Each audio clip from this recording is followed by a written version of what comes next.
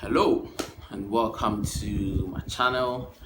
This is another beautiful episode. I want to remind you my name still remains Bernard and I'm coming to you from Benfriman Travels Consult.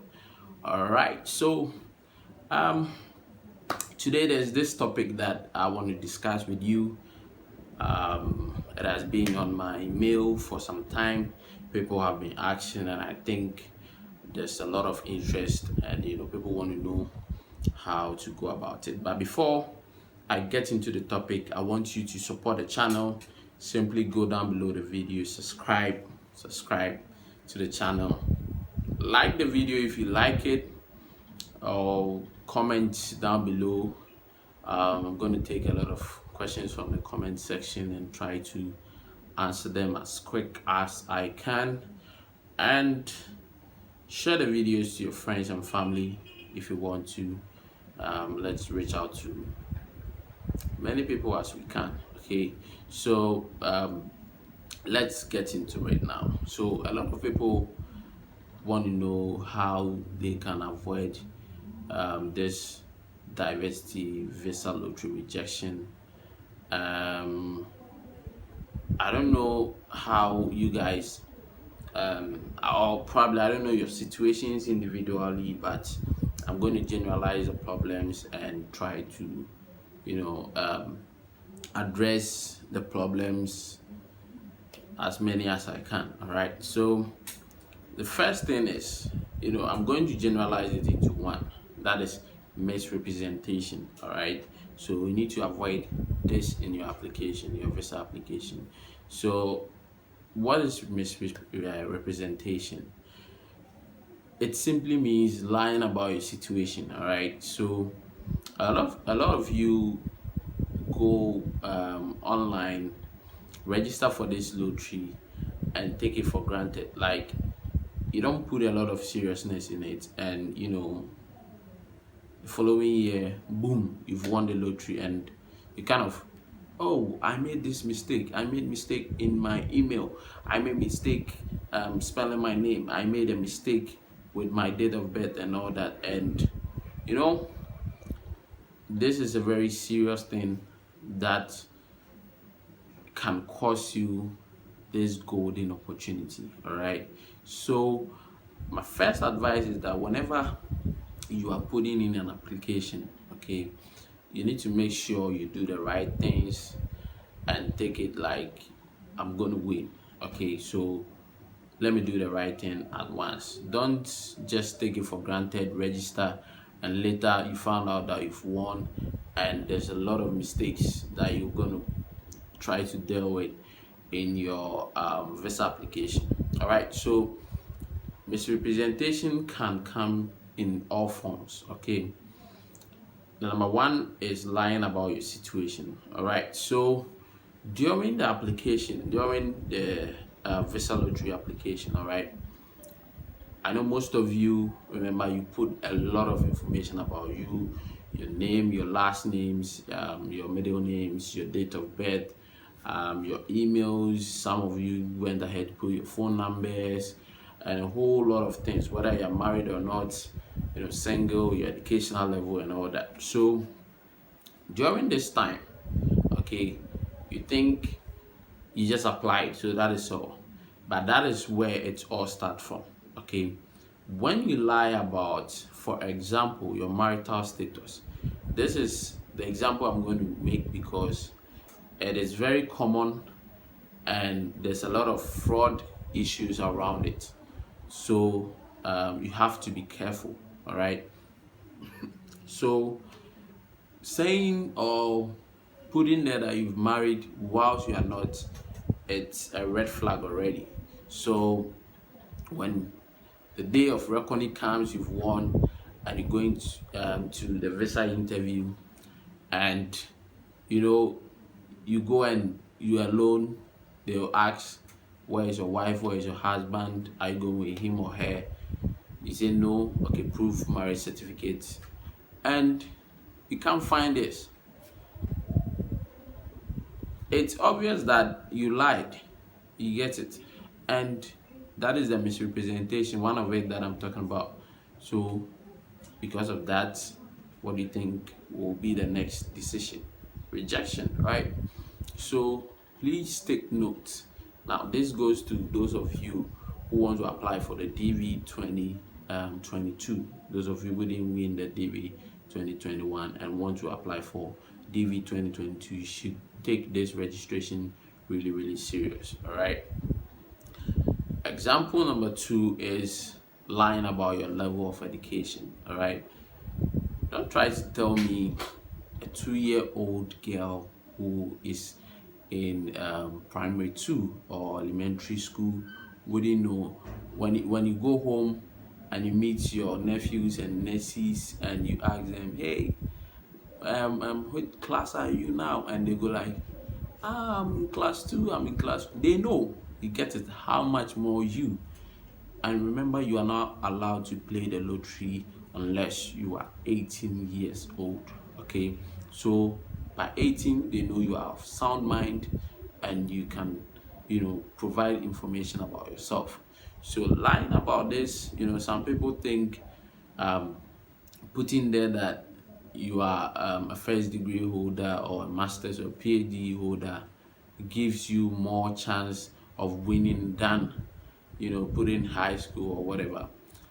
And that is not the case. Okay, so don't lie.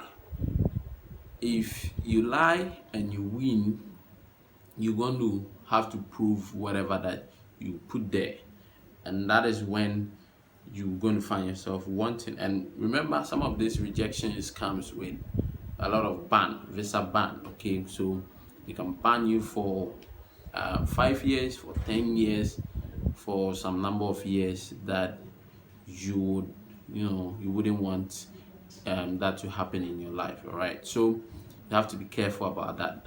Now, that is misrepresentation for you.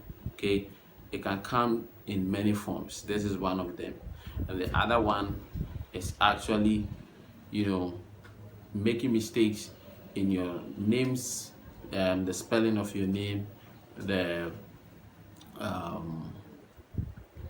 date of birth, and some other kind of stuff. Now, these mistakes may be pardonable. All right, don't quote me anywhere. I'm saying may be pardonable. It depends on the visa officer that you meet. But while this can be pardonable, you need to write an official letter that you made a mistake. It can come from your keypads when registering, typing error and all that, auto correction, some names, after entering them, your computer will auto correct it and it will be a problem.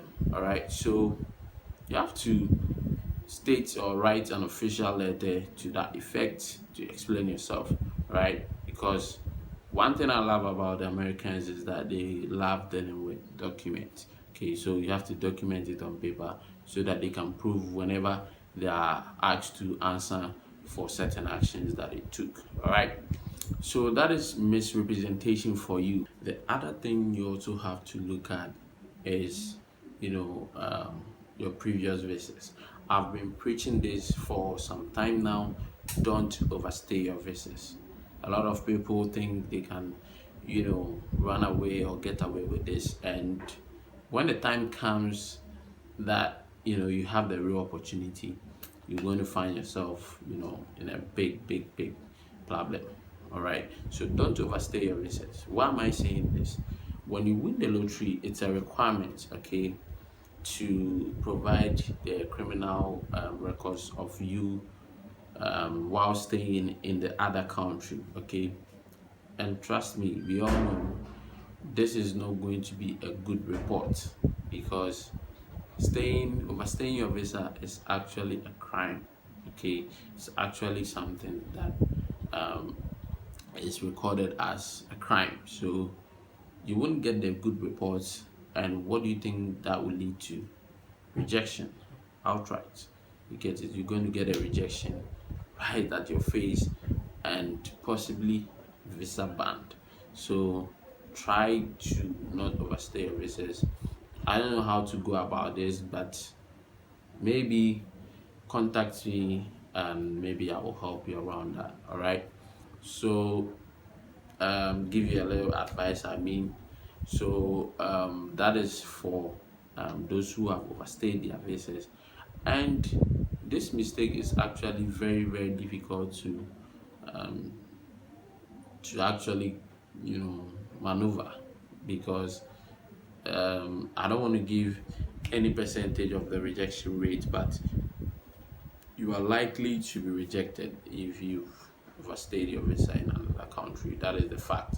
All right, so get that straight, and um, let's talk. Contact me. Let's see how best we can help you, because sometimes explaining yourself to um, to the max, and the rest of his understanding is to, I don't know how it's going to be, but you just have to explain yourself why you overstayed the visa, so that we can help you do, but we cannot guarantee that when you go you get the visa. All right, and the other thing is, you guys need to also be careful about your social media handles. All right, so associating yourself with terrorist groups, um, having anything to do with throwing away a government, involving in coup d'etat, those kind of things. When you love posting about such things and you promote violence and all that, is going to go against you. So you should be very very very careful about what you post on social media, because it's a requirement that you have to fill in your DS-260 form. You have to indicate a social media handle, and they're going to, I can guarantee you, they're going to look at that. You get it, and you have to be careful. All right, so that is on a lighter note, and I know most of you don't even share or support this terrorist and all that, but those of you who kind of are ignorant and they think, oh, this is just social media, let me put out something over there, you should be careful. All right, and the thing I want to chip in is that I've seen a lot of people preaching that when you registered and you are not married, and finding out later you won and you are married, you should go ahead and process with your wife and husband. All right, so I think it's good. Okay, that is why you need the experience. I'm going to share this for free with you. It's good to go with your wife, but in the form, you can choose to go with your wife or husband, or not to go with your wife or husband. So from my experience and what advice I'm going to give to you, even if you want to go with your husband and wife, or wife, don't put it there. Go alone and later file for your husband or wife to come and join you. All right, because there's a lot of, I said this earlier on, there's a lot of fraud, kind of thing around this whole, marriage, and trying to fix someone in with you to go to the US. There's this whole fraudulent activities about it, and a lot of embassies presume that it's fraud, when the difference is stating that you are married before the lottery and winning the lottery and stating that you are married. So if you are married before the lottery, there's the green light already that you knew you are married, and you kind of don't know you win the lottery whether or not, and you just won and you're coming with your wife or husband. But if you won the lottery before marriage, the notion about it is that there's something fishy about it. So they're going to kind of drill you a little bit, and even if it's a genuine marriage, okay, you might not know all the stuffs they're going to try to demand from you, and one mistake can pull the red flag. You get it? One single mistake can pull the red flag. So if you are the wife who won, if you are the husband who won, have a dialogue, okay? Try to understand each other. Let the one who won go, okay? Try to settle and file for you as their husband or spouse, so that they can join you later on. All right, it's not a big waiting time, 1.5 year, 1 year. It's quite some good time. And You have your green card. When you get there by 3 to 4 months, I guess at most 4 months, your green card will be posted to you, and you can fly out in and out of the US at any time, at any given time. You can come back and visit your husband, spend some, 2 weeks, 1 month, go back, kind of spend some time with your husband whilst you are there, and later file for him or her to join you. All right, so this is the key advice that I'm going to give to a lot of you. You won't get it anywhere apart from this channel. Okay, so I want you to understand that it is not a big deal to go with your family, but the advice is that you should wait, you should hold on, all right, for the other to go, then you join later. Now let's talk about something that is new and something that you have to be careful about: the new public chat group. I've also seen a lot of videos that preach about money not important, and whatever money you have, you should listen. In the previous DV lottery, I've assisted a lot of visa applications. All right, mostly they don't consider about your finances. You just go there, you answer a few questions, and you are done. Mostly about 2 to 3 minutes, 4 minutes, you are done with the interview. Very quick. Now, I'm not saying the interview is going to be long this time around, but what I'm saying is that they are going to ask for a lot of proofs. All right, so let me give you two scenarios. Education is not enough. Having a house or a land is also not enough. Having money is also not enough. So in practical sense, when you have four list of something, okay, and you have one out of it, is it a pass mark? No, it's not a pass mark. So you should have at least 50%.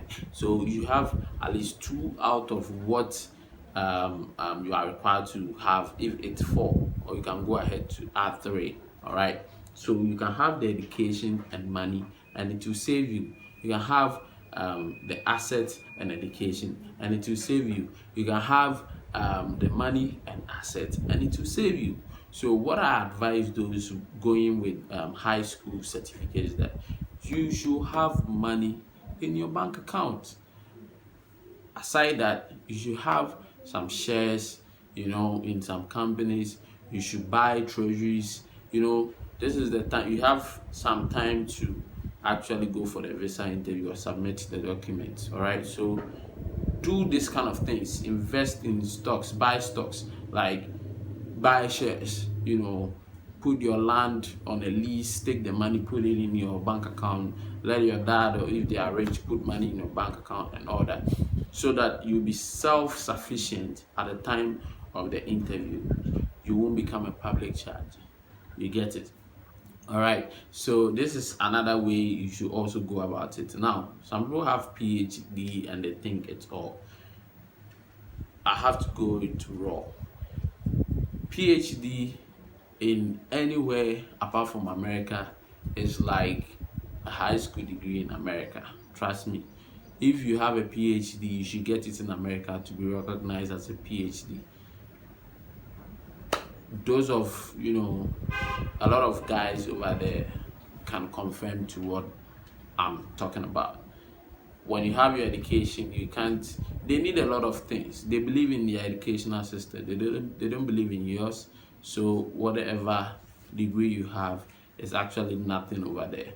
What you can do is actually further with it. But if you want to work with it, there's this misconception about it. So for those of you who think education is enough, so they will see that, oh, I have PhD, I have masters, I have degree, and for that reason I won't become a public child, because they see that the potential or the probability that I'll get a work to do over there is high. You might be doing yourself a big dishonest. So if you have the PhD, please get a very good bank account, all right, so that when you print out your statement, it will look good because you're not going to spend, kind of papers.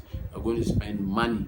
You get it? And when they see me, I would say those of you preaching money is not really important, you stop, because money is really important. All right, you have to have money in your bank account.